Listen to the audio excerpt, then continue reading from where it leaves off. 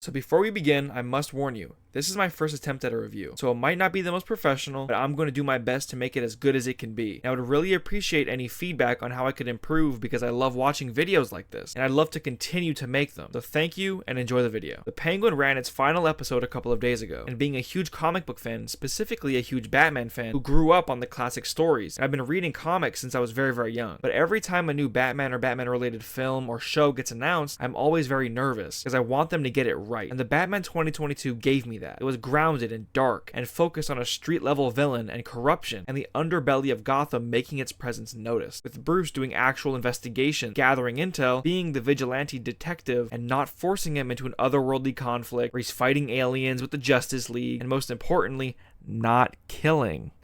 And while there were certain things that worked better than others, one thing, or one person shall I say, that was very, very impressive was Colin Farrell, portraying the Penguin. He was a smug bastard who didn't scare at the sight of Batman, ran the Iceberg Lounge, which was given to him by Carmine Falcone, and had some really intense scenes with Batman, and his look was unforgettable. You couldn't even tell it was Colin Farrell. It took hours each time to apply the makeup, and it wasn't for no reason. The hair and makeup for the movie was nominated for a BAFTA, and while I don't think it was all due to Oz, it might as well have been. However, this video is not about the Batman. It's about what came after. Originally, there were two shows set to come out in the same universe, one that focused on the GCPD and the other that focused on Arkham Asylum. Unfortunately, however, these were both canned, but there was a new show on the horizon that was announced shortly after or around the same time that the announcement that the GCPD show was cancelled. That show was The Penguin, a show that focused on the newly named Oswald Cobb rather than Cobblepot, set 1 week after the events of The Batman, which focused on Oz's rise to power in Gotham's underworld. Show ran by Lauren LaFranc, who had previously been involved in the comic book TV world with Marvel's Agents of S.H.I.E.L.D. and some other series, notably Impulse and Chuck. Lauren also wrote The Penguin, and despite not being the showrunner,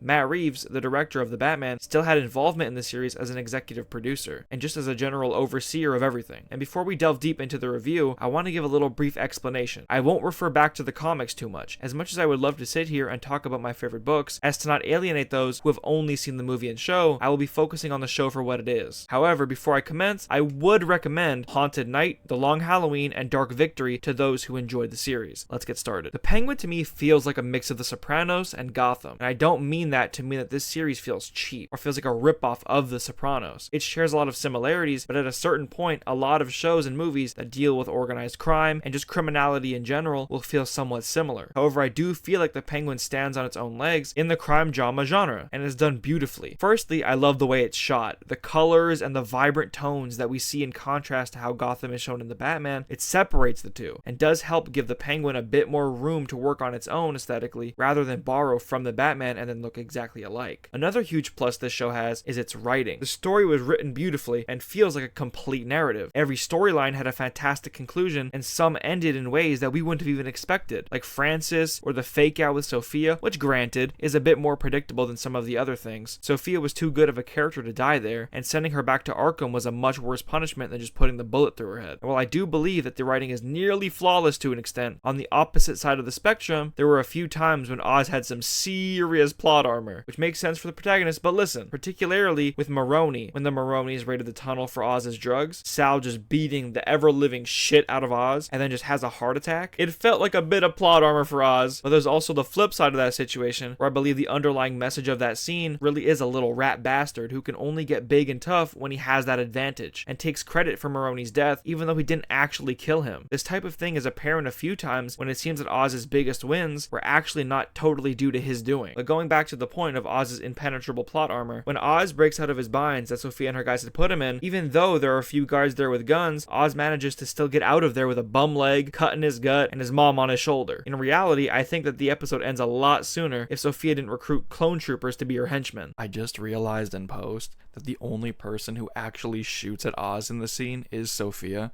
That might actually be worse for the plot armor comment, so disregard the clone trooper thing, but this might actually just be more plot armor. Besides those moments, the writing felt smooth and quality and is definitely the best in a comic book project I've seen in years, and this extends to the dialogue, but I wanted to mention a scene in the finale. After Oz basically wins it all, Sophia and Sal are gone, different ways, but still both out of Oz's way, and he has all the other gangs dealing with him now. After all of that, he finds out his mom is stuck in a vegetative state, and the way he yells after the nurse as she's leaving the room feels very real as the panic and confusion sets in, and Oz expresses to his mom how much he wants her to say that she's just just proud of him one last time. And that was obviously a phenomenally acted scene by Colin Farrell, but the writing there was really well done. And that's a constant throughout the show. It doesn't let up in the writing department. They wrote a perfect villain who was actually a villain, and not another retelling where they turned the villain into a misunderstood anti-hero. Him killing Victor at the end was needed to show the audience that you got too comfortable with this character, and he's genuinely just a horrible monster. Another thing about this show that's done really well are the performances. I touched on it earlier when speaking on the writing, but wow. The performances given by everyone on this show are fantastic. Colin Farrell as Oz, Renzi Feliz as Victor, and Kristen Milioti as Sophia are extremely impressive in their performances. And don't forget about Deirdre O'Connell, the actress who plays Frances Cobb. She has some phenomenal scenes. One that comes to mind is when she makes Oz promise to help her die if the time comes when her mind goes before her body due to her condition. And her and Oz have a real moment where they both understand the situation at hand and have to come to terms with the things that need to be done. Everyone's performances are top tier, though I do feel like the star of the show is the leading man. Colin Farrell's portrayal of this slimy dirtbag who betrays everyone and anyone he cares about comes off as supernatural. Not to say that Colin's a horrible person, but he's damn good at portraying one. And the range of emotions at work with Oz takes a skilled actor to pull it off. He's a despicable person, but he has a certain charm that doesn't feel forced, which is why as the audience we see him do these terrible things, and only at the very end was when most of us come to the conclusion that he's not the one to root for. But this was over the course of the season, and there's a stark difference between Oz in episode 1 and episode 8, and Colin did it very well. And I want to give that same credit to Kristen Milioti, who plays Sophia. She plays that character so well. Sophia is a character that's strong, but that's very tormented, and is very, very intense. She can go from blowing a guy's head off in front of a bunch of gangsters, and then the next scene go back to the woman that was stuck in Arkham for 10 years. The front comes down, and we see emotion and depth, which is nice and makes us feel sorry for rooting against her, and that's all the credit to Kristen and the writing team. And this is because the story is just so enthralling. It's simple in premise with the whole criminal wants to take over the city, but there are other gangsters who want to stop him, but the way it's told is so intense and fast-paced. The chemistry between Oz and Sophia and their rivalry is so believable, and the stakes are so high. And if I'm not mistaken, this entire story takes place in just a couple of months. They don't give us an exact date, but with Oz's underground business, I'm assuming it fast forwards a bit around that time. And the tension between the main characters and truly not knowing what can happen in the next episode made every single moment tense. Honestly, I didn't even think Oz was going to survive the show. I thought for sure this was going to end with Oz getting killed by someone else. You could never sit still. Every character was on the chopping block, and how it ended, Sophia and Oz are the only two of the main cast that aren't dead or brain dead. This show did such a good job at dealing with past issues and plot twists and callbacks. It just all adds to this incredible narrative they built. The show is just really solid all around, which makes it very hard to speak on the negatives because at every point I've looked, the acting, direction, sound design, story, pacing, writing, it all works. It's all done well, which is why it's done so well among fans and the critics alike. I feel like comic book projects are usually looked down on, or they have been in the past, in comparison to the more bigger, more respected films and TV shows that are typically discussed in the greatest of all time conversations. And by no means am I suggesting that The Penguin is the greatest show of all time. I believe it is very good, however, and it stands on its own 2 feet in the crime drama genre, as I said earlier, which is pretty good for a show I saw many people say would struggle to keep people's attention without a Batman cameo. My overall thoughts, I feel like I've definitely given this show a fair amount of props. I don't want it to seem like I'm just meat riding it, even though that's how it may come off. I just think it did what it needed to do.